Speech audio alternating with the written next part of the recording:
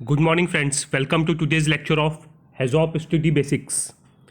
Friends, आज के इस लेक्चर में बेसिकली मैं आपको ये बताऊंगा कि HAZOP क्या होता है, HAZOP स्टडी क्यों की जाती है, इसकी क्या रिक्वायरमेंट होती है, आफ्टर दैट HAZOP स्टडी करने का प्रोसीजर क्या क्या होता है, इसके कौन कौन से टीम मेंबर्स होते हैं और उन टीम मेंबर्स को किस तरीके से HAZOP स्टडी में पार्टिसिपेट करना रहता है। बिफोर स्टार्टिंग टूडेज लेक्चर, अगर आपको मेरा लेक्चर अच्छा लगता है तो मेरे चैनल को सब्सक्राइब कीजिए और जितना ज़्यादा पॉसिबल है उतना ज़्यादा वीडियोस को लाइक कीजिए और अपने फ्रेंड से शेयर कीजिए। फ्रेंड्स, मेरा ये जो PDF है इसका लिंक मैं अपने डिस्क्रिप्शन बॉक्स में डाल दूंगा, तो जिसको भी ये डाउनलोड करना हो वहाँ पे जाके इजीली डाउनलोड कर सकता है।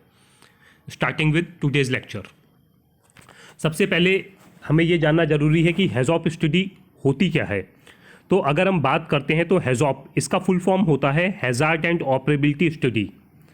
ये एक सिस्टमेटिक टेक्निक होता है that is commonly used in identifying potential hazards और problems with plant operability, recognizing consequences arising from various causes and providing recommendations for safety improvement in design and operations.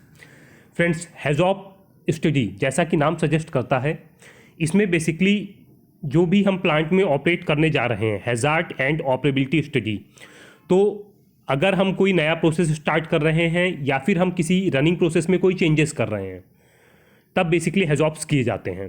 तो HAZOP में ये identify किया जाता है कि जो प्रोसेस हम रन करने जा रहे हैं उससे रिलेटेड कौन कौन से हैज़ार्ड्स हैं और उन हैज़ार्ड्स को मिनिमाइज़ करने के लिए हम कौन कौन से एक्शंस लेने वाले हैं। उन हैज़ार्ड्स को आइडेंटिफाई करना और उनको प्रॉपर तरीके से रिजॉल्व करना, ये बेसिकली HAZOP के पार्ट्स होते हैं। ये काफ़ी इम्पॉर्टेंट इंडस्ट्रियल टूल होता है। ये बेसिकली किया जाता है डिज़ाइन स्टेट में या फिर जब आप कोई मॉडिफिकेशन करते हैं प्लांट में। तो याद रखिएगा, HAZOP में आप अपने प्रोसेस से रिलेटेड सारे के सारे हैज़ार्ड्स को आइडेंटिफाई करते हैं before starting up the plant, या फिर अगर आप प्लांट में किसी तरीके का मॉडिफिकेशन करते हैं तब। अब बात करते हैं कि इसमें एक्चुअली टीम मेंबर्स कौन कौन से होते हैं।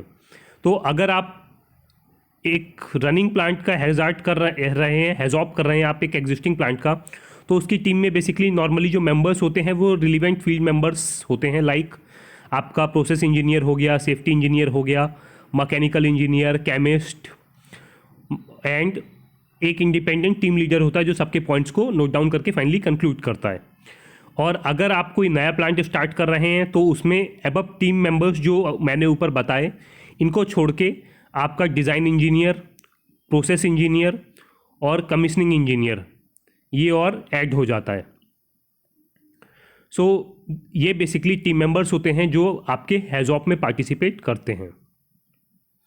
नाउ हम बात करते हैं कि कौन कौन से डॉक्यूमेंट्स की रिक्वायरमेंट होती है HAZOP करने के लिए। तो फ्रेंड्स, इसमें जो बेसिक डॉक्यूमेंट्स चाहिए वो होता है PFD, process flow diagrams along with heat and material balances, process description with interlocks, piping and instrumentation diagrams PNIDs, equipment layout drawings चाहिए रहती हैं, यूनिट प्लॉट प्लान्स चाहिए रहते हैं, MSDS अपडेटेड चाहिए रहता है, equipment and instrument data sheets चाहिए रहती हैं, project control philosophy and cause and effect diagrams, provisional operating instructions चाहिए रहते हैं, एंड यूटिलिटी से रिलेटेड जो भी स्पेसिफिकेशंस रिक्वायर्ड हों एज एप्लीकेबल, वो सारी की सारी चीज़ें, ये बेसिक रिक्वायरमेंट्स होता है जो हमें HAZOP शुरू करने से पहले ये डॉक्यूमेंट्स हमें चाहिए ही रहते हैं।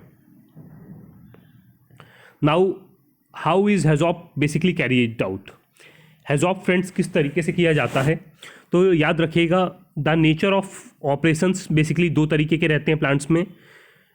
Continuous, batch and even semi batch operations भी होते हैं कुछ जगह, बट मैं बात कर रहा हूँ कॉन्टिन्यूस और बैच ऑपरेशंस भी हैं। तो HAZOP करने से पहले बेसिकली हम कुछ गाइडवर्ड्स बोलते हैं जिनसे HAZOP कैरी किया जाता है। ये जो गाइडवर्ड्स होते हैं ये बेसिकली क्या होते हैं, ये A deviation can be defined as a process or condition departing from their intention। ये जो गाइडवर्ड्स होते हैं ये बेसिकली आपका जो प्रोसेस होता है, आपके प्रोसेस में मान लीजिए किसी तरीके का कोई डेविएशन हो रहा है, तो ये जो गाइडवर्ड्स होते हैं ये गाइडवर्ड्स बेसिकली उस डेविएशन को आइडेंटिफाई करने में हमारी हेल्प करते हैं। ये गाइड वर्ड्स आपके काफ़ी शॉर्ट वर्ड्स होते हैं, like more, less, no, reverse, other than, और ये आपके प्रोसेस पैरामीटर से बेसिकली लिंक किए जाते हैं। लाइक अगर मैं बात कर रहा हूँ प्रेशर की, तो प्रेशर आइदर हाई होगा या फिर लो होगा, टेम्परेचर आइदर हाई और लो, फ्लो रेट आइदर हाई और लो। सो बेसिकली याद रखिएगा कि हेजॉप स्टडी करने के लिए कुछ गाइड वर्ड्स डिफाइन किए गए हैं जिनका हेजॉप स्टडी करने में यूज़ किया जाता है। सो जो जनरली यूज्ड गाइड वर्ड्स हैं वो मैं आपको बताता हूँ, no, more, less, as well as, part of, reverse, other than. So याद रखिएगा फ्रेंड्स कि हेजॉप स्टडी इसको करने के लिए सबसे पहले आपको गाइड वर्ड्स डिफाइन करने पड़ते हैं। ये गाइड वर्ड्स आपको कंपनी टू कंपनी वेरी भी करते हैं, बट ये आपको ईजिली मिल जाएंगे कि हेजॉप में कौन कौन से गाइड वर्ड्स यूज़ किए जाते हैं। अब एक बार जब आपने गाइड वर्ड्स डिफाइन कर दिए, आफ्टर दैट जो सबसे इंपॉर्टेंट पार्ट होता है वो होता है प्रॉपर आइडेंटिफिकेशन ऑफ नोट्स, कि नोट्स को किस तरीके से आइडेंटिफाई किया जाता है हेजॉप स्टडी करते टाइम। अब आप बोलेंगे ये नोट्स क्या होते हैं। सो जो भी आपको जिस भी सिस्टम का या फिर जिस भी पीएनआईडी का आपको हेजॉप करना है, उस पीएनआईडी को आप अपने हिसाब से कुछ पार्ट्स में डिवाइड करते हैं। उन पार्ट्स को बेसिकली हम नोट्स बोलते हैं। ये नेक्स्ट स्लाइड में मैं आपको एक एग्जांपल के साथ में समझाऊंगा। यहाँ पे जस्ट आप हल्का सा ब्रीफ समझ सकते हैं। Notes are small manageable and logical portions into which the process is divided.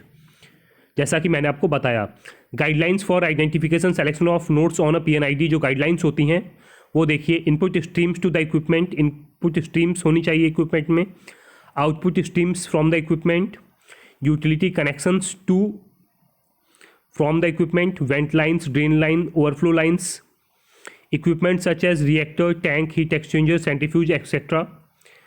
Each node from each input output stream should be marked in the PNID, preferably with different color codes. Long nodes जो भी होते हैं running into 2 or more PNIDs, ऐसे हमेशा avoid करने चाहिए, because इस तरीके के जो नोट्स होते हैं काफ़ी लेंथी नोट्स में प्रॉपर तरीके से सॉल्यूशंस नहीं निकल पाते हैं। सो इसीलिए याद रखिएगा, कभी भी आपको हेजॉप करना है तो अपने प्रोसेस को स्मॉल नोट्स में डिवाइड कीजिए ताकि आप उसको प्रॉपर तरीके से एनालाइज कर सकें। गाइडलाइंस में बेसिकली अगर आप देखेंगे तो आपको अगर मैं एक एग्जांपल से समझाऊंगा तो ज़्यादा अच्छा क्लियर होगा। So moving to next slide, जहां मैं आपको एक एग्जांपल से क्लियर करता हूं कि नोट्स कैसे डिफाइन करते हैं। फ्रेंड्स, ये एग्जांपल को आप गौर से देखिए।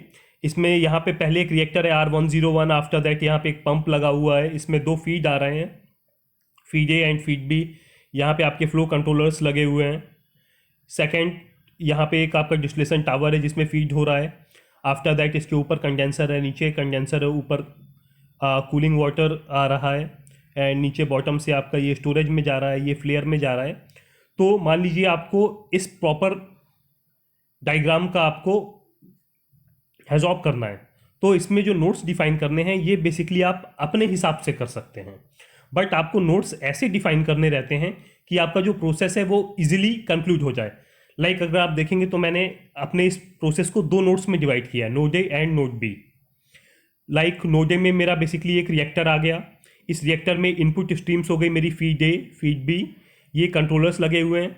आउटपुट में आप देखेंगे तो बेसिकली एक पंप है जिस पंप से इसमें रिवर्स आ रहा है। तो ये पूरे के पूरे रिएक्टर को मैंने एक नोट करके पकड़ लिया है। सिमिलरली जो सेकेंड डायग्राम है, इसमें आप देखेंगे तो एक डिस्टिलेशन टावर है, इसमें जो फीड इन हो रही है और ऊपर जो एग्जिट्स निकल रहे हैं, इसको पूरे को मैंने एक नोड में कंसिडर कर लिया है ताकि मैं पूरे के पूरे डिस्टिलेशन टावर को एक बार में कवर कर सकता हूँ। नाउ अब जैसा कि मैंने आपको बताया था गाइड वर्ड्स, अब देखिए गाइड वर्ड्स का यूज़ कैसे करते हैं। मान लीजिए कि मैं पहले नोट की बात कर रहा हूँ, इसमें फीड ए, तो फीड ए में फीड का कुछ फ्लो रेट है। अब या तो फ्लो रेट ज़्यादा होगा या फिर फ्लो रेट कम होगा। अगर फ्लो रेट ज़्यादा हो जाएगा मीन्स मोर फ्लो रेट, तो क्या होगा वो आपको आइडेंटिफाई करना है।